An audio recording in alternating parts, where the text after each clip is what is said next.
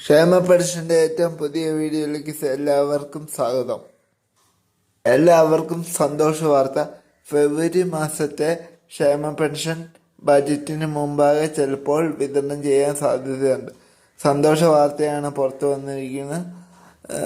ഒരു മാസം 1600 രൂപ മാത്രമാണ്, ഒരു മാസത്തേക്ക് മാത്രമാണ് വിതരണം ചെയ്യുന്നത്. 1600 രൂപ അത് ചിലപ്പോൾ ബജറ്റിന് മുമ്പാകെ വരാൻ സാധ്യതയുണ്ട്. മസ്റ്ററിങ് ചെയ്ത് എല്ലാവർക്കും ക്ഷേമ പെൻഷൻ എത്തിച്ചേരും. ഒരു മാസത്തിൽ ബജറ്റിൽ ക്ഷേമ പെൻഷൻ കൂട്ടുന്ന നടപടികളൊക്കെ നടന്നുകൊണ്ടിരിക്കുകയാണ്. ബജറ്റിൽ പ്രഖ്യാപനം എന്നാലും നമുക്ക് കാത്തിരിക്കാം. ക്ഷേമ പെൻഷൻ 1800 2000 എത്തിയാൽ പോലും അത്ഭുതപ്പെടാനില്ല. കാരണം നമുക്കറിയാം 2026 പകുതിയോടുകൂടി ഇലക്ഷനൊക്കെ വരുവാണ്.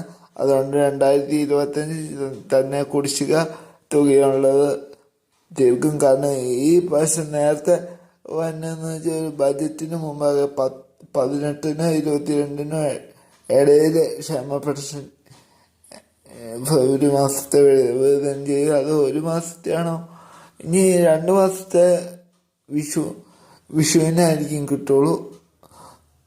2 മാസം അല്ലെങ്കിൽ ഓണത്തിന്. ഇനി 4 മാസത്തെ കുടിശ്ശിക തുകയുണ്ട്. അപ്പം എല്ലാവരും ഈ അറിവൊന്ന് ഷെയർ ചെയ്യുക. എന്തായാലും എല്ലാവർക്കും സന്തോഷ വാർത്തയാണ്. ബജറ്റിൽ ക്ഷേമ പെൻഷൻ കൂട്ടാൻ പോകുന്നു. അപ്പം എല്ലാവർക്കും സന്തോഷ വാർത്തയാണ് പുറത്തു വന്നത്. ആദ്യമായിട്ട് ഈ ചാനൽ കാണുന്നെങ്കിൽ സബ്സ്ക്രൈബ് ചെയ്യുക, സപ്പോർട്ട് ചെയ്യുക. നിങ്ങളുടെ അഭിപ്രായങ്ങളും നിർദ്ദേശങ്ങളും കമൻറ്റായി രേഖപ്പെടുത്തുക. വീണ്ടും അടുത്തൊരു വീഡിയോ ആയിട്ട് വീണ്ടും കാണാമെന്ന ശുഭത്തിൽ.